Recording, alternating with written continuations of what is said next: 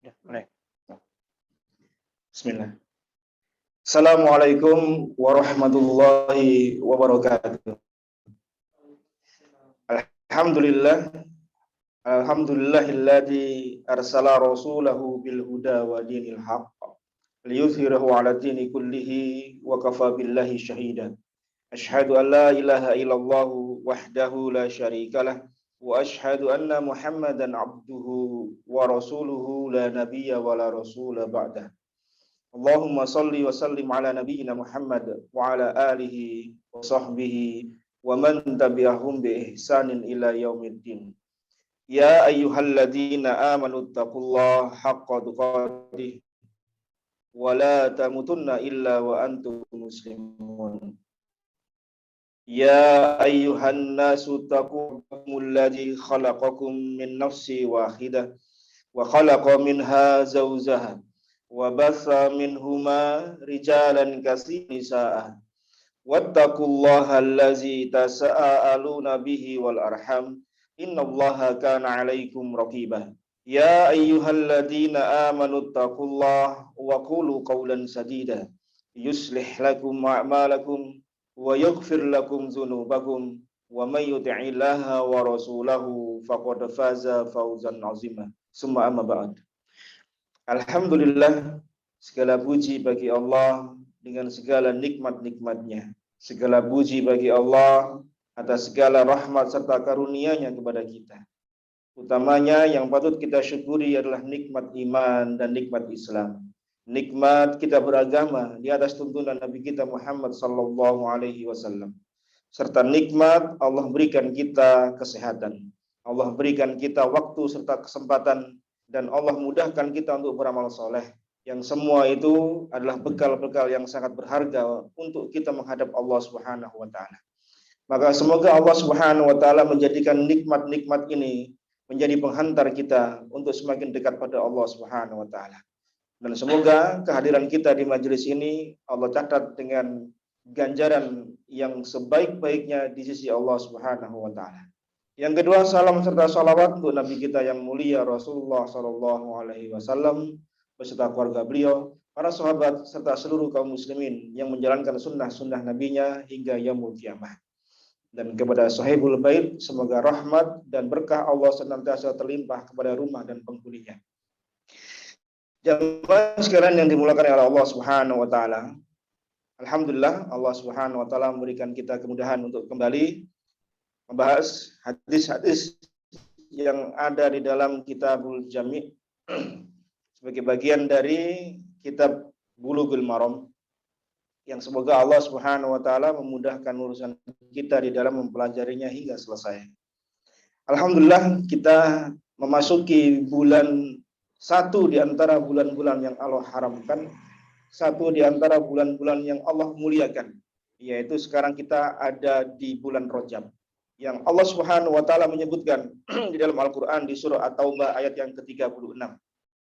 Inna iddatas suhuri 'indallahi isna asyara syahran fi kitabillah yauma khalaqas samawati wal ardh minha arba'atun hurum zalikad dinul qayyim fala tazlimu fihinna anfusakum. Sesungguhnya bilangan bulan di sisi Allah Subhanahu wa taala dalam setahun itu ada 12. Dalam ketetapan Allah ketika Allah menciptakan langit dan bumi. Dan di antara 12 bulan itu ada 4 bulan yang Allah muliakan. Bulan-bulan haram. Dan itulah ketetapan agama yang lurus, maka janganlah kalian menganiaya, berbuat zalim, baik bagi dirinya, bagi orang lain, lebih-lebih kepada Allah Subhanahu wa taala di keempat bulan tersebut. Apa saja bulan-bulan itu? Kata Nabi sallallahu alaihi wasallam, salasatun mutawali, 3 bulan berurutan. Apa saja itu? Kata Nabi sallallahu alaihi wasallam, Dzulqa'dah, Dzulhijjah, Muharram, dan yang keempat adalah Warajabu Mudhar, alladzi baina Jumada wa Sya'ban. Yang keempat adalah bulan Rajab Mudhar. Jadi dalam 1 tahun, jamaah sekalian, ada 4 bulan yang Allah haramkan. Maknanya adalah bulan itu disucikan. Lebih dibanding dengan bulan-bulan yang lain.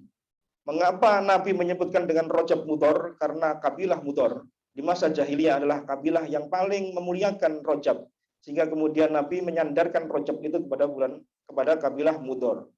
Tetapi setelah Islam kemudian berkembang, jadilah kemudian Rajab hanya nama Rajab saja tanpa ada kaitan dengan kabilah Mudhar. Apa makna jamaah sekalian? Allah muliakan, Allah haramkan menjadi bulan-bulan haram itu. Apa maknanya? Yaitu ketika Ibnu Abbas radhiyallahu anhu menafsirkan firman Allah Subhanahu wa taala pada firman Allah fala tazlimu fihinna anfusakum, maknanya adalah la tazlimu anfusakum fi kullihinna. Jangan kalian berbuat aniaya, dosa, maksiat di sepanjang tahun. Perintah Allah untuk tidak berbuat zalim itu bukan hanya di 4 bulan saja. Tapi sepanjang tahun Allah mengharamkan kita untuk berbuat zalim. Mulai dari Muharram sampai Dzulqa'dah itu tidak boleh kita berbuat zalim. Berbuat maksiat, berbuat aniaya, itu tidak boleh. Summah tassa min dalika arba'ata ashhur. Dan Allah khususkan pengharaman tidak bolehnya kita berbuat zalim di keempat bulan tadi. Jadi berarti kemudian ini bukan bulan haram, berarti boleh dong kita bermaksiat, berbuat zalim, tidak boleh. Tetapi ketika masuk bulan-bulan haram, Rajab diantaranya yang kita sekarang ada di atasnya, maka itu tidak boleh lagi ditekankan untuk tidak bolehnya. Apa kata Ibnu Abbas? Faja'alahunna huruman wa addama hurumatihinna. Kan kemudian Allah menjadikan bulan-bulan haram itu dan membesarkan bulan-bulan yang ada di dalamnya. Hal-hal yang ada di dalamnya Allah agungkan. Maka kata Ibnu Abbas, wa ja'ala danba fihinna a'dham. Barang siapa berbuat dosa di bulan tersebut, maka Allah akan lipat gandakan dosanya. Balasan kadar dosa yang dia lakukan lebih berat 2 kali dibanding kalau dia di bulan lain dia berbuat dosa. Nah, ini peringatan untuk kita, agar kita tidak berbuat zalim, terkhusus di 4 bulan tadi. Karena apa? Allah lipat gandakan nilai dosa yang kita lakukan di dalam 4 bulan haram tersebut. Wal amalus soleh wal ajru a'dham. Demikian juga ketika dia berbuat amal soleh, maka dia akan diberi lipat ganda amal soleh yang dia lakukan.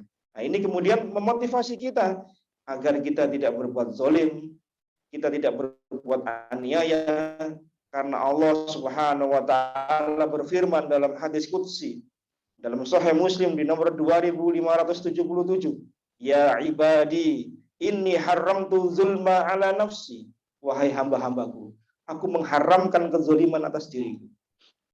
Allah kok mengharamkan zalim atas dirinya, padahal kan Allah sekehendak Allah kan. Allah bebas melakukan apa saja yang Allah kehendaki. Allah Maha Kuasa, mau menghancurkan satu kaum bisa, Allah membangkitkan kaum yang lain juga bisa. Tapi Allah tidak zalim, jemaah sekalian. Maka Allah mengharamkan atas dirinya, yaitu berbuat zalim.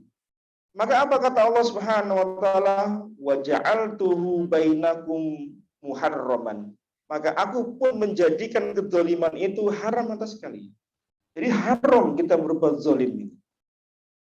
Fala tadzalamu, maka jangan kalian saling mendolimi di antara kalian. Ingat, kedoliman sekecil apapun akan kita pertanggungjawabkan di hadapan Allah Subhanahu wa taala. Kita pernah mendolimi haknya sesama, kita pernah mendolimi hartanya sesama, kita pernah menjatuhkan harkat martabat seseorang atau hal-hal yang lain, entah dengan lisan kita, tangan kita, maka itu semua akan dipertanggungjawabkan di hadapan Allah Subhanahu wa taala sebelum kita meminta keikhlasan dan halalnya kepada orang yang kita zalim. Ini perlu kita perhatikan, karena kezaliman itu adalah kegelapan di yaumul qiyamah. Ini sebagai mukadimah, karena kita sedang masuk di bulan Rajab, satu di antara bulan-bulan yang Allah haramkan. Nah, sekarang kita masuk di hadis-hadis yang tertera dalam Kitabul Jami'. Sekarang kita masuk di hadis yang ke-7. Sebuah hadis yang diriwayatkan oleh Imam Bukhari di nomor 6231, di Muslim nomor 2160, dari Abu Hurairah radhiyallahu an, semoga Allah meridhoinya, ia berkata, Rasulullah sallallahu alaihi wasallam bersabda, liyusallimis saghiru 'alal kabir wal marru 'alal qa'id wal qalilu 'alal katsir Dalam riwayat yang lain, wa fi riwayati lil Muslim, dalam riwayat Muslim yang lain, raqibu alma, hendaklah muda memberi salam kepada yang tua.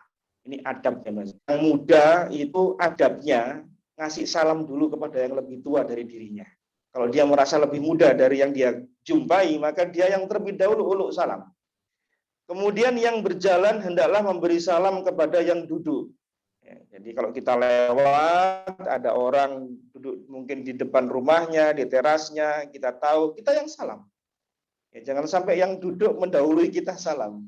Ya, atau kita pura-pura nggak tahu kalau ada orang yang duduk di terasnya atau di depan rumah. Kita bahasa Jawanya muncul kayak jalannya, nunduk terus jalan, mau lihat kanan kiri, padahal ada orang banyak itu di sekitarnya. Ya, maka kasih salam orang yang duduk ketika dia berjalan.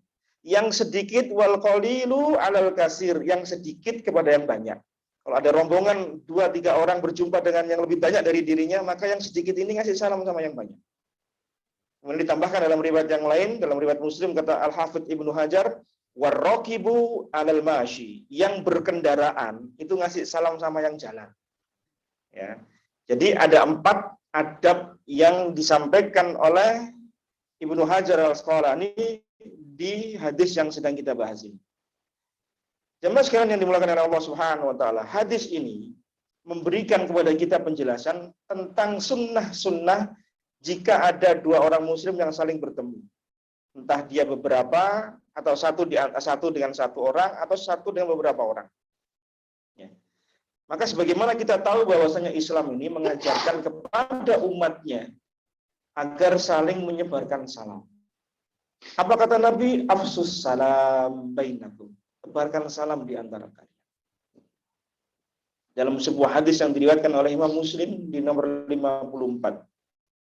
Rasulullah SAW bersabda, la tadkhulunal jannah hatta tu'minu wa la tu'minu hatta tahabbu. Awala adullukum ala syai'in idza fa'altumuhu tahabbtum afsus salam bainakum. Apa kata Nabi sallallahu alaihi wasallam terkait dengan keutamaan memberikan salam? Dan salam ini termasuk amalan yang mulia ya, Mas. Jangan pernah meremehkan salam, ya. Terkadang kita masih agak legah gitu ngasih salam sama orang gitu ya. Apa kata Nabi sallallahu alaihi wasallam? La tadkhulunal jannah, kalian tidak akan masuk surga hatta sampai apa? Tu'minu, sampai kalian beriman. Kalian tidak akan masuk surga kata Nabi sallallahu alaihi wasallam sampai kalian itu beriman. Jadi iman itu adalah modal untuk kita masuk surganya Allah Subhanahu wa taala. Wala tu'minu hatta tahabbu. Keimanan itu muncul dari sebab apa? Saling cinta di antara kita. Saling cinta di antara sesama kaum muslimin itulah menyebabkan iman ini tumbuh. Nah, sementara iman ini menyebabkan seseorang masuk surganya Allah Subhanahu wa taala. Jadi rentetannya adalah munculnya mahabbah di antara kita, kemudian bertambahnya iman kita dan masuk surganya Allah Subhanahu wa taala dengan sebab iman tadi. Kemudian Nabi mengatakan, awala adullukum ala syai'in idza fa'altumuhu tahabbtum. Maukah kalian aku beritahukan sesuatu hal, suatu perkara yang jika kalian melakukannya, kalian akan saling mencinta. Karena dengan sebab cinta tadi munculnya iman, iman menyebabkan kita masuk surga. Berarti yang Nabi sampaikan ini, ya, tipsnya adalah agar kita bisa masuk surga. Karena muaranya ada di sana. Apa itu? Afsus salam bainakum. Sebarkan salam di antara kalian. Ya. Jadi kalau ingin kita saling mencinta, saling ada rasa kasih sayang di antara sesama kaum muslimin, banyak memberikan salam. Coba kalau ada orang yang sedang bermusuhan ini, nggak enak hati, ada kesenjangan hati di antara kita dengan siapa. Apakah kita uluk salam? Pasti berat. Jawab pun, kalaupun ada yang memulai, palingnya berat jawab salam mungkin ogah-ogahan saja. Pura-pura kadang nggak lihat, gitu ya. Salam sambil ngunculuk saja, nggak lihat wajahnya. Padahal sunnahnya kalau salam, uluk salam dan jabat tangan itu lihat muka orangnya sambil tersenyum.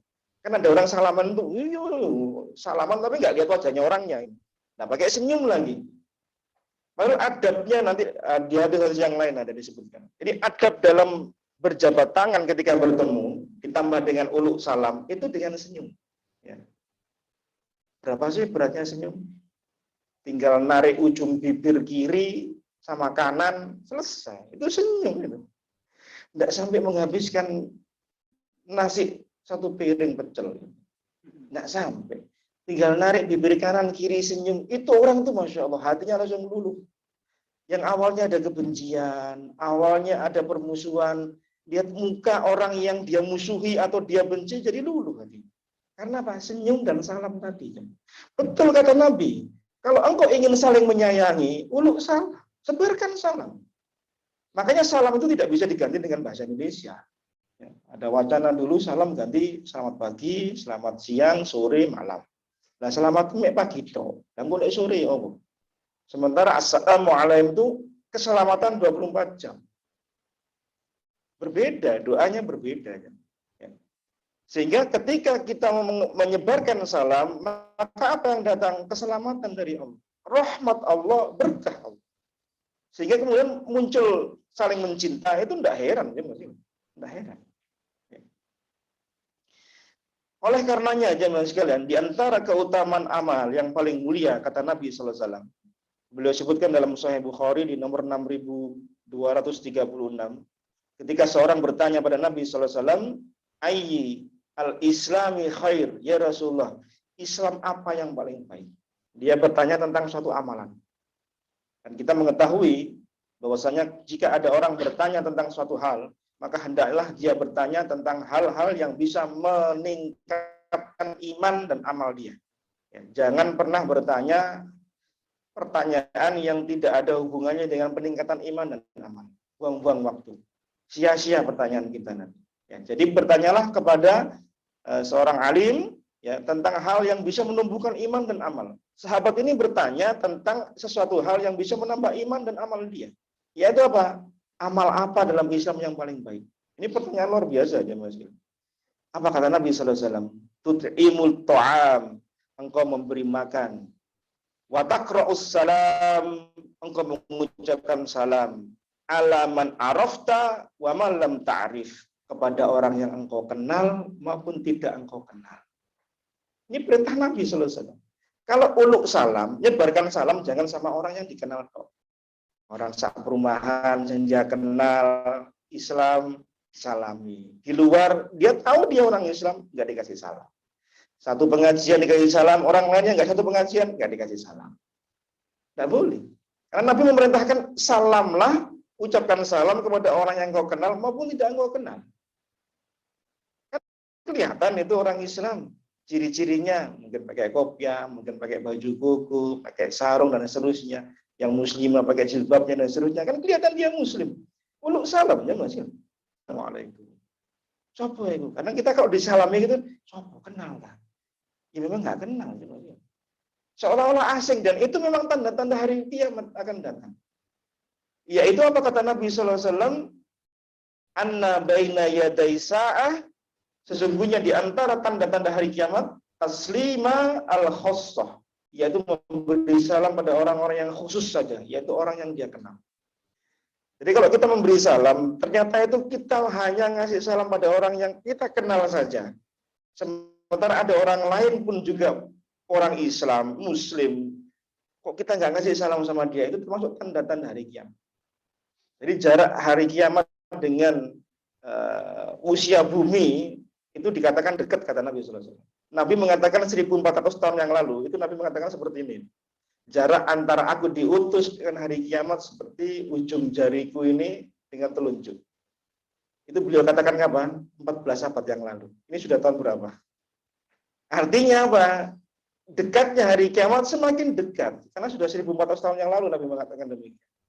Dan itu terbukti ya Mas. Kalau kita diuluk salam sama orang, kita pasti sopo itu. Bukan kenal. Dia sedang menjalankan sunnah Nabi, kita nggak paham. Kadang saya sama istri saya juga gitu. Salami sama orang, istri saya tanya, ibu sopo? Saya juga nggak tahu. Ya mungkin kenal di pengajian, karena dia mungkin jamaah saya juga nggak kenal gitu ya. Ya kayak guru itu kan kadang muridnya nggak hafal. Muridnya sih hafal guru nih. Saya pernah satu ketika datang jalan-jalan lah ke sebuah mall. Saya disalami. Assalamualaikum Ustaz. Waalaikumsalam. Tapi mikir saya. Ki sopo. Jadi sekitar 10 detik itu saya mikir. Saya langsung mikir ini sebelah mana orangnya. Kelihatannya beliau-beliaunya itu paham kalau saya mikir dengan saya langsung dia nyebut jamaah ini. Oh iya, baru enggak saya. Termasuk ketika habis saya ngisi di tempatnya Pak siapa namanya? Pak Engki itu Pak. Itu juga gitu di Alexan itu. Kalau nggak salah pernah ngisi subuh, habis itu saya sorenya itu, siangnya saya ke satu tempat itu. Terus dia salamin saya. Terus kayak kenal lama gitu. Oh iya, saya sambil mikir iki sopo. Yang tadi pagi Ustaz ngisi di sana. Oh iya Allah, jamaah Alexan ternyata. Seperti itu jamaah sekalian. Itu tanda-tanda hebat. Kita disalami orang yang kita nggak kenal. Coba kita praktekkan ya, yang seperti ini. Kenapa? Ini termasuk keutamaan. Ya, jangan ngasih salam sama orang yang dikenal saja. Karena perintah Nabi itu kenal nggak kenal kasih salam. Ya, kenal nggak kenal kasih salam. Nah, maka di hadis-hadis Nabi SAW tadi yang kita bacakan di awal, yaitu hadis yang nomor 7, menyebutkan tentang adab-adab dalam memberi salam. Beliau mengajarkan 4 adab. Yang pertama apa? Liyusallim as-saghiru alal kabir. Yang muda ngasih salam sama yang lebih tua. Apa maksudnya? Untuk menunjukkan rasa hormat. Ya. Supaya yang muda ini punya etika, punya adab di dalam memberikan penghormatan kepada yang lebih tua. Karena kata Nabi SAW, "Man yarham saghirana wa ya'rif haqqa kabirana falaisa minna." Barang siapa yang tidak menyayangi yang anak kecil, yang lebih muda maksudnya, dan tidak mengenal hak-haknya orang tua, maksudnya tidak menghormati yang tua, maka dia bukan termasuk golongan kami. Hadis riwayat Bukhari dalam Adabul Mufrad di nomor 271. Ini menunjukkan kepada kita bagaimana Rasulullah SAW ini memberikan perhatian tentang etika dan adab. Sehingga Islam ini sebagiannya adalah pelajaran tentang adab. Bahkan ada seorang orientalis pernah saya baca, dia pernah mengemukakan 30% isinya Al-Quran itu adalah pelajaran-pelajaran tentang syariat, peraturan-peraturan. 70%-nya itu isinya muamalah dan adab. Itu mereka mengatakan, orientalis ketika dia meneliti tentang isi kandungan Al-Quran. Dan apa yang diaplikasikan Nabi SAW? Ya perilaku beliau itu. Bagaimana beliau berinteraksi dengan para sahabat, bahkan dengan lawan, ya, dengan para istri beliau. Semua itu adab. Nah, di antara adabnya apa? Memberi salam kepada yang lebih tua. Ya. Jadi adabnya sebagai bentuk penghormatan karena Islam ini sangat menghormati tentang adab dan etika, maka yang muda kasih salam sama yang tua. Ya. Nanti kita bahas yang mungkin kebalikannya. Ya. Jadi yang muda tolong harus lebih punya apa namanya ya? Ya merasa gitulah, ya. Merasa dirinya muda gitu ya. Ya salamlah sama yang lebih tua. Ya. Yang kedua apa adabnya? Wal marru alal qaid. Yang berjalan, yang sedang lewat itu ngasih salam sama yang duduk. Apa faedahnya? Apa hikmahnya ngajarkan kesopanan? Kalau ada yang jalan ngelunyur saja depan kita, kita gimana? Sopo, gak sopan. Bahkan di sebagian daerah, kalau di Jawa ya, itu ditambahi dengan kayak apa namanya nyun sewu itu ya, sambil membungkukkan badan. Nah, itu kalau di adat Jawa kayak gitu. Ya, walaupun itu dalam Islam dilarang seperti itu. Tapi itu bentuk adab bagaimana seseorang sopan dalam lewat di depan orang, apalagi orang tua. Itu orang tua seperti itu kalau lihat anak muda kayak gitu paling jubangkel. Bahkan di daerah Madura itu ada Jogjanya Madura, mana itu? Sumeneb ya. Wah, itu kayak orang Jawa Tengahan ini. Itu kalau jalan itu, karena saya punya tetangga dulu di Banyuwangi, itu gang kecil ya, rumah saya itu gang kecil dulu. Itu ada orang-orang duduk depan-depan ya, seperti sebagaimana orang di kampung kan duduk gitu kalau sore. Itu dari 3-4 rumah atau 5 dari sana, itu sudah bungkuk dari sana. Nyun sewunya itu dari sana. Padahal orangnya masih di sini. Ibu saya cerita, sering cerita sama saya. Itu bang Sumenep gitu. Masya Allah. Sampai seperti itu ya, ya. Bagaimana bentuk adab ya dalam kesopanan melewati orang. Ini tidak ada dalilnya loh itu ya. Tetapi Islam kemudian mengakomodasi yang seperti itu. Tapi disesuaikan dengan syariat Islam. Apa caranya? Salam. Salam. Assalamualaikum. Ya, sambil ada beberapa adab yang terkait dengan salam, bisa dengan langsung ucapan tanpa ada gerakan tangan atau dengan gerakan tangan. Boleh. Assalamualaikum boleh. Karena Rasulullah SAW ketika jauh berjauhan, beliau dengan memberikan isyarat tangan. Assalamualaikum. Sebagai isyarat, oh nyapa kita. Kalau Assalamualaikum itu kadang nggak dengar kan, maka dengan isyarat tangan. Assalamualaikum itu diperbolehkan. Ya, itu diperbolehkan. Ya, ini mengajarkan kepada kita bagaimana adab ketika melewati sekumpulan orang yang sedang duduk, ya kita memberikan salam kepada mereka. Isinya salam doa kan? Doa. Semoga Anda diberi keselamatan oleh Allah, diberikan rahmat, diberi barokah. Apakah mereka kemudian membalas doakan kita? Iya. Waalaikumsalam bukankah itu doa untuk kita? Jadi doa salam itu saling mendoakan, jangan anggap remeh itu namanya salam. Ya. Karena salam itu tidak sama dengan selamat pagi, selamat siang, tidak sama. Karena salam itu isinya doa. Semoga Allah memberikan keselamatan pada Anda, dan keselamatan itu 24 jam. Dibalas lagi, waalaikumsalam, didoakan kita. Subhanallah, tidak ada ajaran agama yang detil paripurna kecuali Islam. Hanya untuk urusan salam saja perlu diatur detailnya. Salam apa susahnya sih? Assalamualaikum. Tidak. Islam mengajarkan dari yang detil. Jangankan untuk urusan seperti itu, untuk urusan buang air kecil, buang air besar saja lu Islam mengatur. Bagaimana posisinya, apa yang harus dilakukan.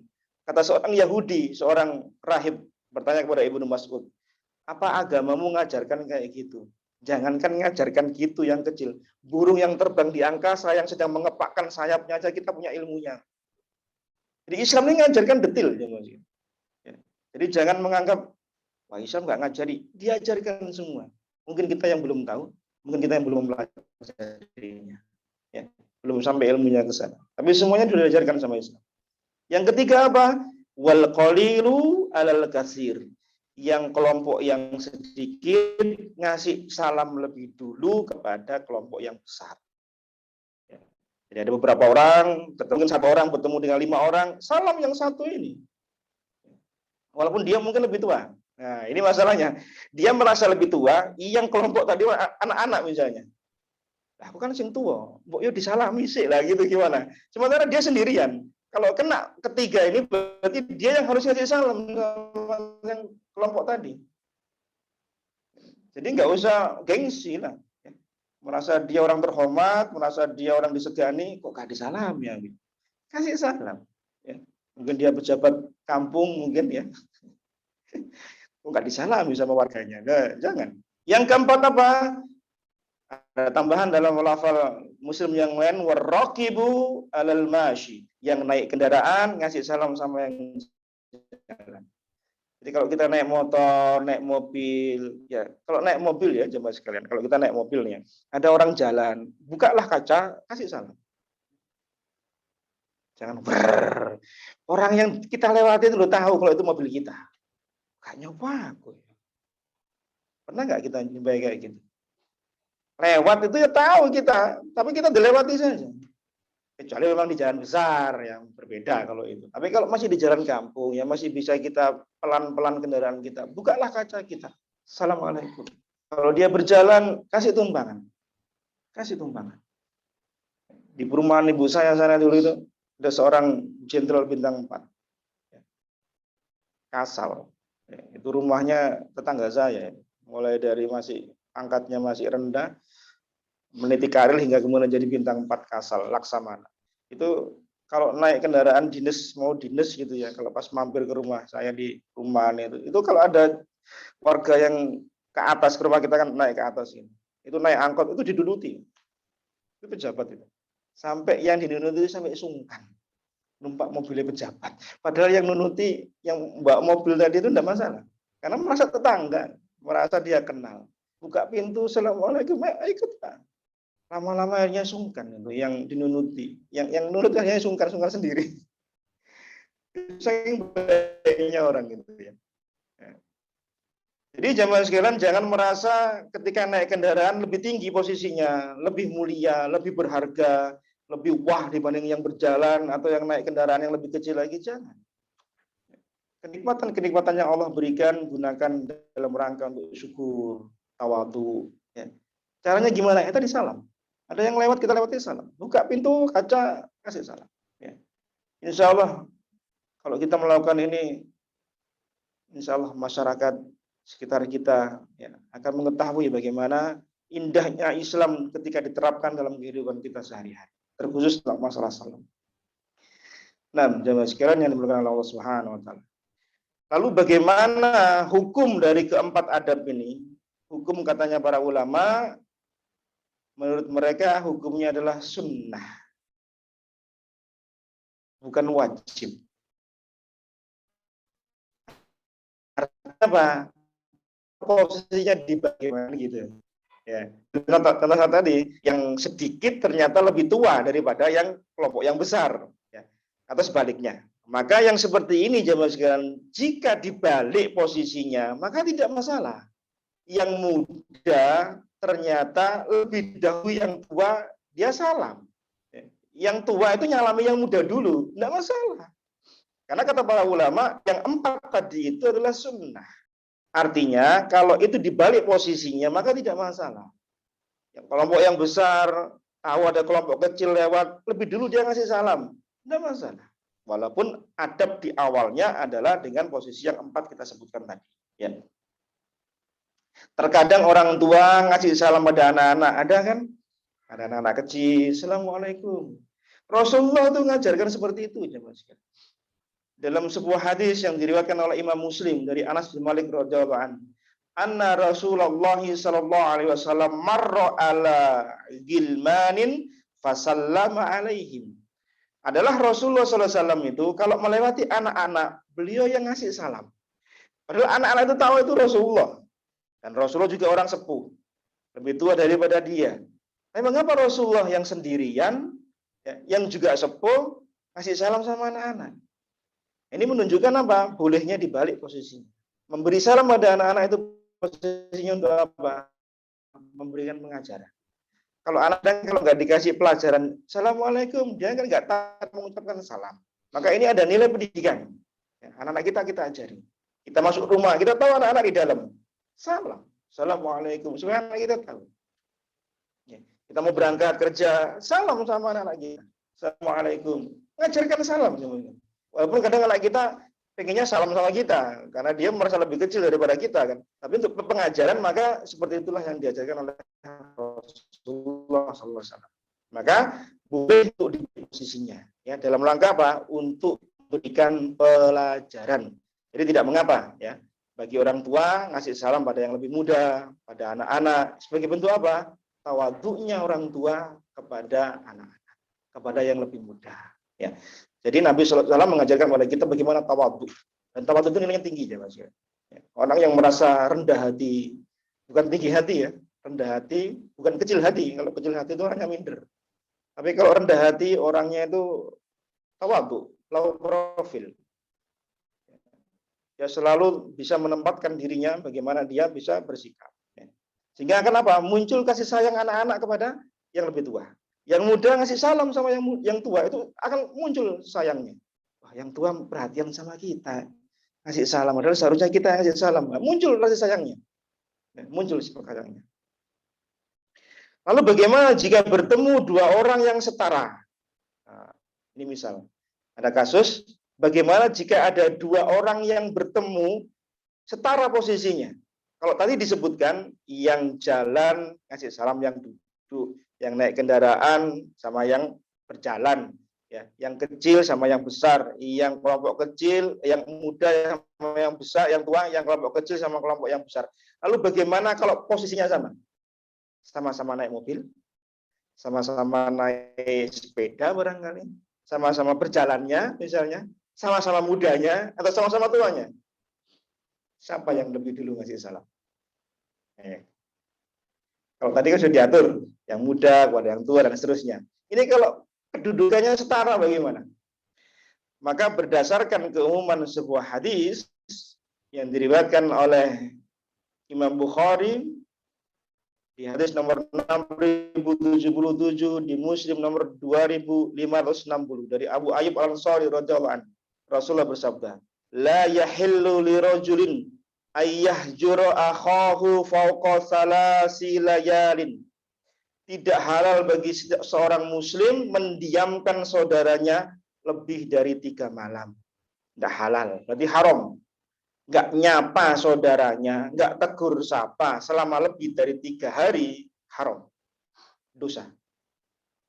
Berarti ada permusuhan ini di antara kedua. Ada kesenjangan hati berarti. Ada nggak enak ini, ada masalah mungkin bisnis, ada nggak enak masalah pekerjaan dan seterusnya. Nggak boleh. Tidak halal kata Nabi sallallahu alaihi wasallam. Yaltaqiyani fayuridu hada wa yuridu hada. Mereka kalau bertemu saling malingkan wajah. Ya, saling tegur sapa. Sak majelis pada diem-dieman. Ya, rapat singgur-singguran. Ini berarti ada masalah ini orang ini. Ya, tidak boleh dibiarkan ya Mas. Harus ada yang mengislahkan. Dan pahala orang yang mengislahkan itu besar. Mengislahkan dua saudaranya yang sedang berseteru itu pahalanya besar di sisi Allah Subhanahu. Jadi kalau kita melihat ada saudara kita, teman kita, kolega kita, atau siapalah, kok kayaknya kok nggak saling tegur sapa ya. Coba cari selidik. Apa yang terjadi di antara keduanya. Kemudian jadilah mediator. Jangan jadi kompor. Ya. Jadilah mediator, jangan jadi kompor. Manas-manasi. Uyu hancene ngono wong iku. Waduh. Gak mari-mari nanti masalahnya. Dibesar-besarkan ini masalah ini. Iya memang kemarin sama saya juga gitu. Tambah benci orang. Nggak 3 malam lagi, iso seminggu, iso 3 minggu kalau gini caranya. Jangan. Ya jadilah mediator yang baik, jangan jadi kompor yang ngepros ya. Maka apa kata Nabi SAW? Wa khairuhuma alladhi yabda bis salam. Yang terbaik di antara keduanya adalah yang pertama kali ngasih salam. Ini terkait dengan orang yang sedang berseteru. Ya. Lama nggak ketemu, singgur-singguran. Siapa yang mau mulai salam? Dialah yang paling baik. Kenapa? Egonya dia turunkan. Egonya dia buang jauh-jauh. Rasa bencinya dia hancurkan. Dia rela untuk memulai uluk salam kepada orang yang mungkin benci sama dirinya. Tapi dia rela, ya gak apa-apa. Gue nyalam, assalamualaikum. Tapi coba jabat tangannya orang yang berseteru sama kita. Saya kasih tips. Kalau kita sedang tidak enak sama orang, ya, jabat tangannya, senyumi dia, ucapkan salam. Pasti akan luluh hatinya. Ya. Ini tips dari para ulama. Kalau kita ada kesenjangan hati dengan seseorang, ya, jangan diperberat, jangan diperlama, dan jangan diperburuk situasinya. Segera cairkan. Bagaimana caranya? Jabat tangannya, assalamualaikum Pak, assalamualaikum Mas, sambil senyum. Berat, iya berat. Karena kita juga pernah mengalami. Tapi kita coba tips dari para ulama, ternyata betul-betul manjur. Hati kita langsung meleleh, kayak garam kena air. Langsung lumer. Ya. Kalau dianya ternyata masih benci sama kita, urusan dia sama Allah. Bukan kita lagi. Kita sudah berusaha untuk islah kok.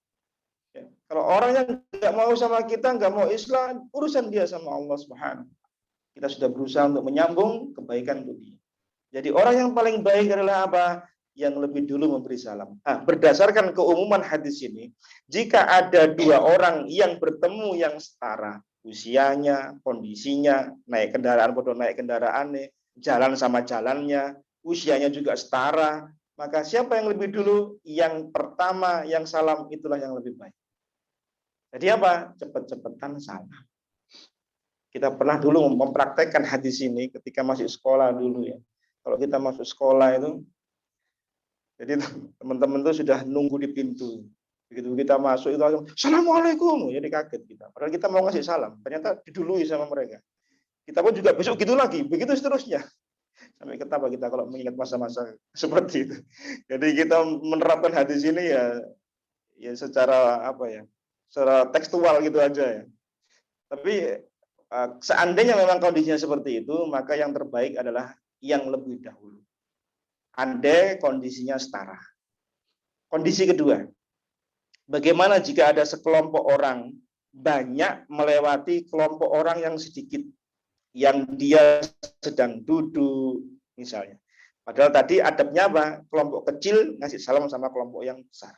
Yang jalan ngasih salam kepada kelompok yang duduk. Ini ada yang kelompok orang banyak lewat di kelompok orang yang sedikit lagi duduk lagi. Jadi ada dua keadaan yang bertolak belakang yang harus dia kerjakan. Mana yang lebih dahulu memberi salam? Maka dijawab, yang lebih dahulu memberi salam adalah sebagaimana disebutkan oleh Imam An-Nawawi, berpendapat yang memberi salam adalah yang lewat. Walaupun yang lewat adalah kelompok yang lebih banyak. Karena apa? Dikembalikan kepada asalnya tadi, yaitu yang lewat ngasih salam sama yang duduk, walaupun yang lewat rombongannya lebih besar. Gitu ya. Jangan kemudian karena wah kini kan rombongannya akeh, cek sing lungguh sing ngasih salam. Jangan. Karena kondisi-kondisi seperti ini jamaah sekalian itu harus dikembalikan kepada bagaimana ya para ulama-ulama kita mensikapinya. Ya, mungkin mereka sedang di depan rumah mereka, ya salam juga. Rombongan lewat barangkali kita habis dari masjid, rombongan pulang, assalamualaikum, assalamualaikum, tak masalah. Ya. Kondisi ketiga, bagaimana jika yang sedikit itu ya bertemu dengan yang banyak?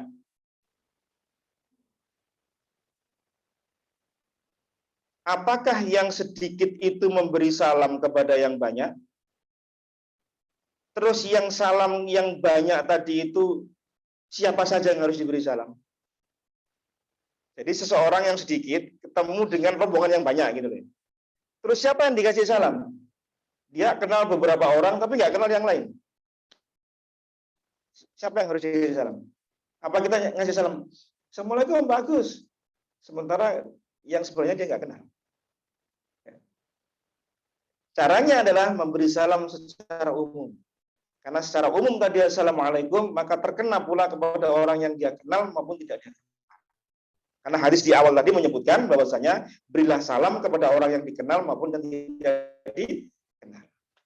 Jadi jangan hanya khusus pada misalnya banyak orang gitu ya, langsung nyamperin yang kita kenal, assalamualaikum, yang lain tidak direken.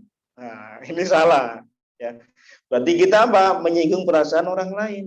Jangan sampai kemudian orang lain tersinggung karena sebab kita memberi salam hanya karena kita kenal dengan seseorang, tidak kenal sama dia. Padahal Nabi mengatakan tadi, berilah salam kepada orang yang kenal maupun tidak dikenal. Ya. Lalu bagaimana keadaan yang keempat? Jika mendatangi orang yang sedang duduk, maka siapa yang memberi salam, maka yang wajib memberi salam yang lebih dahulu adalah yang datang. Siapapun dia. Entah dia orang muda, entah orang tua, entah dia naik kendaraan, datang ke satu tempat, datang seperti gini. Dia datang. Mau dia yang tua, mau yang muda, mau rombongan, mau dia naik kendaraan, dia yang ngasih salam dulu. Karena apa? Dia mendatangi kita. Bukan kita yang mendatanginya. Nah, seperti ini kondisi yang tadi, yang empat tadi, maka dikatakan sunnah oleh para ulama, karena ada mungkin kondisinya terbalik kondisinya. Sehingga kalau kondisinya terbalik, maka diperbolehkan lawannya dari yang empat tadi itu memberi salam. Sehingga apa jamaah sekalian rahimani wa rahimakumullah, sehingga kita bisa menerapkan bagaimana adab-adab sebagian dari salam ini. Karena adab salam banyak. Ya. Imam Nawawi, Imam Ibnu Hajar Al-Asqalani meletakkan ini di hadis yang ke-7. Nanti hadis ke-8 juga sama terkait dengan salam untuk kelompok berkelompok secara khusus. Hari ini disinggung sedikit. Ya, sehingga ketika kita bermuamalah dengan sesama kita, insya Allah akan banyak faedah, banyak kebaikan, karena pasti akan muncul rasa sayang, rasa kasih sayang, ya, rasa mahabbah, rasa saling menyayangi di antara kita. Sehingga kemudian sarana Allah Subhanahu wa taala melewatkan kita lewat sayang tadi itu muncul keimanan dan Allah berikan kita masuk surganya Allah Subhanahu wa taala. Nah, Demikian yang bisa kita sampaikan terkait dengan pembahasan hadis yang ketujuh di Kitabul Jami' pada malam hari ini. Semoga bermanfaat.